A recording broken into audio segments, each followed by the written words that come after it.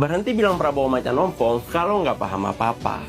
Banyak yang keluar-keluar bahkan komentar soal Prabowo dibilang macan ompong, lansia, dan lain sebagainya. Katanya nggak bisa lawan Trump, nggak bisa bela produk dalam negeri, bahkan Indonesia jadi korban. Padahal kalau kita paham mekanisme tarif internasional, harusnya yang malu bukan Prabowo, tapi kita yang ngejek. Emang sekuat apa sih Indonesia bisa lawan Trump?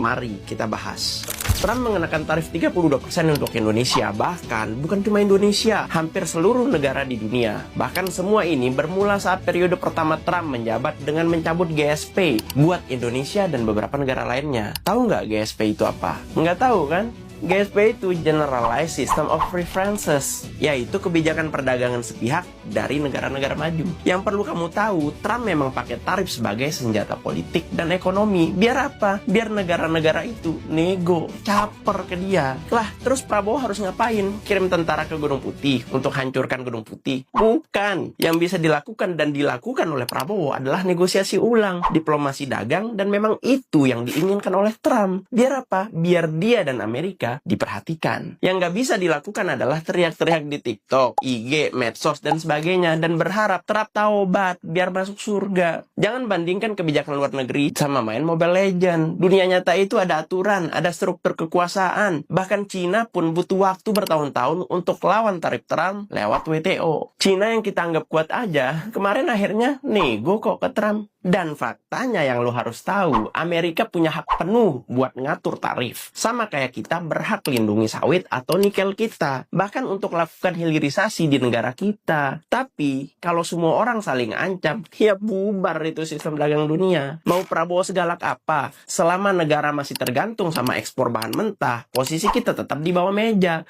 Solusinya bukan gebrak meja, tapi cara cerdas untuk negosiasi dan diplomasi dagang. Jadi, jangan bilang macan ompong kalau kamu bahkan nggak tahu siapa yang nyetel tarif dan siapa yang kamu lawan. Karena yang ompong itu bukan Prabowo yang kamu tuduh sebagai lansia dan macan ompong, tapi pemahaman kita soal ekonomi dan perdagangan global. Lagi pula, Presiden sudah menyatakan akan terus berusaha agar tarifnya bukan hanya turun sampai 19%, tapi bila perlu sampai 0%. Daripada maki-maki padahal minim isi, mending belajar. Jangan sampai mengaku ahli surga, tapi nggak memantaskan diri dengan pengetahuan untuk masuk surga. Gimana menurut kalian?